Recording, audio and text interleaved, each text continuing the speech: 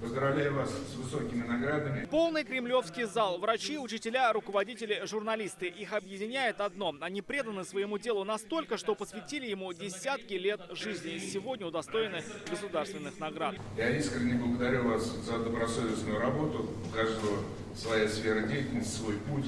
Но всех объединяет настоящая преданность своему делу.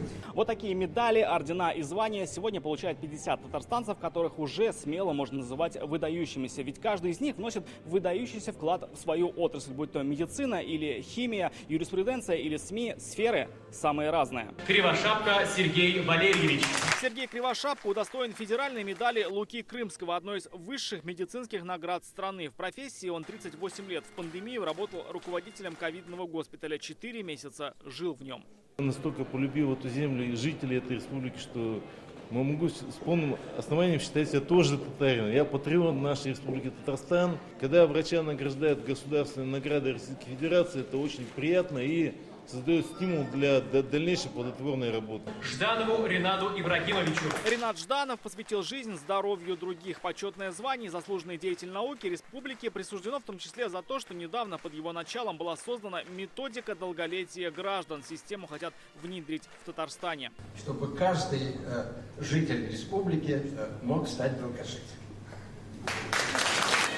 Заслуженным работником печати и массовых коммуникаций сегодня стал журналист Дмитрий Второв. Я не ожидал, что будет так волнительно. Больше 30 лет в профессии. В тележурналистику пришел школьником, признается, никогда не предполагал, что получит высшую отраслевую награду республики. На самом деле в таких случаях говорят, это не только моя награда, но и всего коллектива. Это как раз и есть тот случай.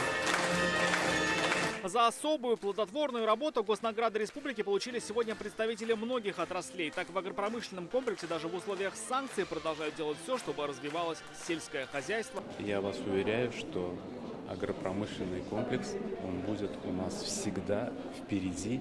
Я считаю, это, безусловно, конечно, для меня лично это еще аванс, еще предстоит работать, еще предстоит трудиться. Высокая оценка того, что мной сделано. Ну и, конечно, большой аванс для будущей работы и на благо нашей республики. Награды, я уверен, не последние, поэтому есть к чему стремиться. Удачи. И самое главное, чтобы было здоровье, и самое главное, желание жить. Как отметил Алексей Песошин, именно способность объединяться и направлять общие усилия на решение конкретных задач и есть фундамент благополучия и социально-экономического развития страны. Рамиль Шайдин, Владимир Ларионов, ТНВ, Казань.